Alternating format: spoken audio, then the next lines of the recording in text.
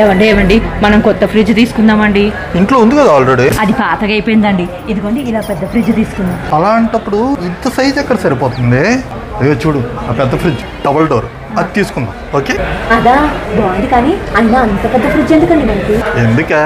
తమరు కందిపప్పు, శనగపప్పు, జీడిపప్పు, బాదం పప్పు, ఇడ్లీ రవ్వ, బియ్యం రవ్వ, ఉప్మా రవ్వ, బొంద రవ్వ అన్ని ఫ్రిడ్జ్లోనే కదా దాపెట్టారు. అదేదో స్టోర్ రూమ్లో తయారు చేస్తాం ఆ ఫ్రిడ్జ్ని. అందుకే ఆ పెద్దది తీసుకొచ్చి సరిపోతాం. ఫ్రిడ్జ్ కావాలంట, పెద్ద ఫ్రిడ్జ్. అసలు ఫ్రిడ్జ్ వచ్చినప్పటి నుంచి నాశనం అయిపోయింది కొంప.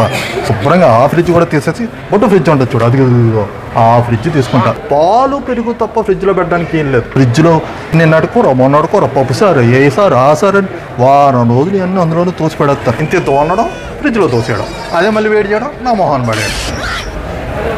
మరి ఏం చేసుకుంటాం? మడ చేసుకుని పడేసుకుంటాం ఏంటి? ఫ్రిడ్జ్ ఉంది కాబట్టి అన్ని పెట్టుకోవడానికి వస్తుంది కదా. ఏ కవి, ఏంటండి? రూమ్లో ఎవరు లేరు, ఏసీ ఏమో 8లో పెట్టి ఆన్ చేసి పెట్టారు. కరెంట్ బిల్ ఎంత వస్తుంది? ఈ సరుకులు ఏంటి ఇక్కడ ఉన్నాయి? కిచెన్లో ఉండాల్సినవి తీసుకొచ్చి బెడ్రూమ్లో పెట్టి ఏం చేయమంటారండి? మరి మీరు పోయిన నెల తీసుకొచ్చిన సరుకులన్నీ పురుగులు బట్టి పాడైపోయినాయి.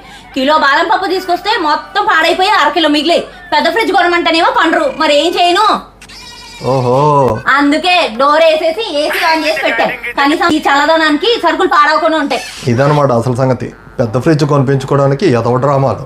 చెప్తా. సరే, అంటే ఇప్పుడు నీకు నెలసరి సరుకులు తీసుకొస్తే పాడైపోతున్నాయని కదా నీ బాధ. ఈసారి నుంచి ఓ పని చేస్తా. వీక్లీ మార్కెట్కి వెళ్ళి కూరగాయలు తీసుకొచ్చినట్టు వీక్లీ సరుకులు తెచ్చి పెడతా. పావు కిలో తీసుకొస్తా. అప్పుడు ఏమీ పాడవు, శుభ్రంగా ఇమ్మీడియట్ గా వాడేసుకోవచ్చు, హ్యాపీగా ఉంటది. ఫ్రిడ్జ్లు గిజ్జులు ఎదొట్టన్నారు నెట్ట మాకే. సర్లేండి, మీరు అన్నట్టే నెలకు ఒకసారి డిమార్ట్కి వెళ్ళే బదులు వారానికి ఒకసారి వెళ్ళి పావు కిలో సరుకులు కట్టించుకొద్దామే. నెలకోసారి డిమార్ట్కి వెళ్తేనే 25-30 వేలు బిల్లు చేస్తోంది ఏమీ కొనకుండా. ఇంకిప్పుడు వారానికి ఒకసారి డిమార్ట్కి తీసుకెళ్ళింది అనుకో, ఈవిడు పప్పులు ఉప్పులు కొనడమేమో కానీ అడ్డమైన సామాన్లు అన్నీ కొని 10,000-15,000 బిల్లు చేస్తుంది వెళ్ళినప్పుడల్లా. ఇది ఏం చేయమంటారు ఫ్రెండ్స్? ఈవిడ అన్నట్టు పెద్ద ఫ్రిడ్జ్ కొనివ్వాలా, లేకపోతే వారానికి ఒకసారి సరుకులకి వెళ్ళాలా?